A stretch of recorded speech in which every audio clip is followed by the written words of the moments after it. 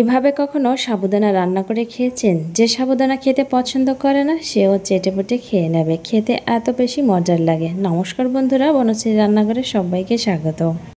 আজকে শেয়ার করছি সাবুদানা দিয়ে নতুন একটা রেসিপি। তার জন্য একটা মিক্সিং বলে প্রথমে নিয়ে নিয়েছি 1 কাপ পরিমাণে সাবুদানা। এবার জল দিয়ে সাবুদানাটাকে 2-3 বার ভালো করে ধুয়ে নেব।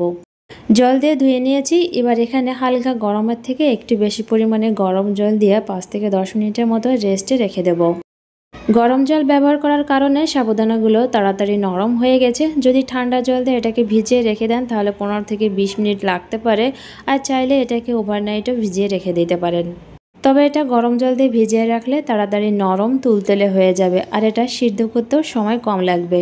এবার এখানে দিয়ে দিচ্ছি 2 চামচ ফ্রেশ কোরানো নারকেল। চাইলে শুকনো নারকেলের গুঁড়োটাও দিতে পারেন, না থাকলে স্কিপও করে দিতে পারেন, তবে নারকেলটা দিলে এটা খেতে অনেক বেশি মজার হয়।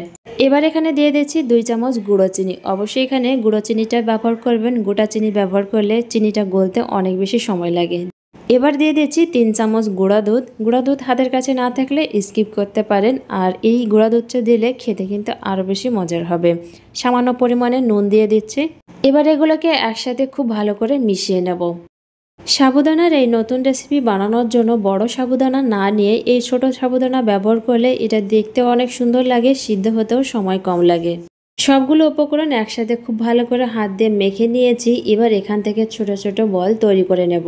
এবার এখান থেকে কিছুটা পরিমাণে সাবুদানা নিয়ে এভাবে ছোট ছোট বলের মতো তৈরি করে নেব। আর এই বলগুলো একদম টাইট করে তৈরি করতে হবে। এটা যদি আগলা থাকে তাহলে সিদ্ধ করার সময় এটা একদম খুলে যেতে পারে।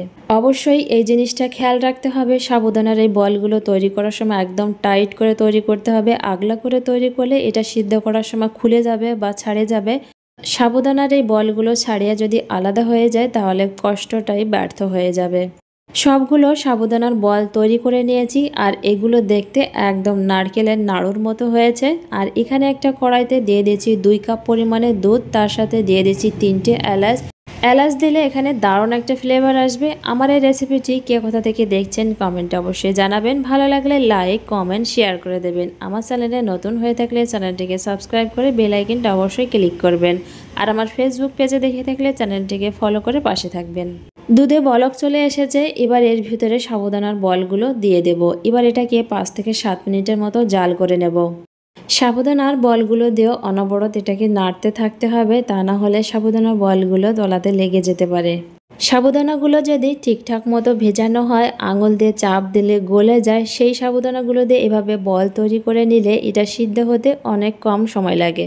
চেষ্টা করবেন এই সাবুদানার রেসিপিটি বানানোর জন্য ছোট দানা সাবুদানাগুলো ব্যবহার করার। বড় দানাগুলো ব্যবহার করলে এই যে দুধের ভিতর দিয়ে সিদ্ধ করতে একটু সময় বেশি লাগবে।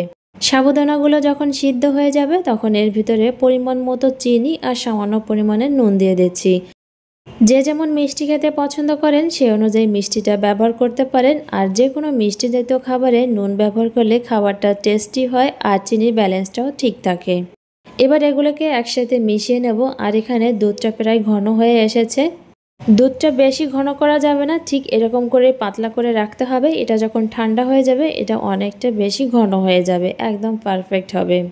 এবার এগুলোকে ঠান্ডা হওয়ার জন্য ফ্রিজে রেখে দেব। এগুলো ঠান্ডা ঠান্ডা খেতে ভীষণ মজার হয়। এগুলো ঠান্ডা হয়ে গেছে, এবার এটাকে আমি পরিবেশন করে দিচ্ছি।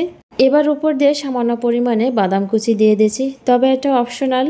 সাবুদানার এই ডিজার্ট, মিষ্টি যেটাই বলুন না কেন, এটা কিন্তু ঠান্ডা ঠান্ডা খেতে ভীষণ মজার হয়। এখন তো প্রচণ্ড গরম, আর এই গরমের সময় ঠান্ডা ঠান্ডা কিছু খেলে মন প্রাণ কলিজা একদমই ঠান্ডা হয়ে যায়।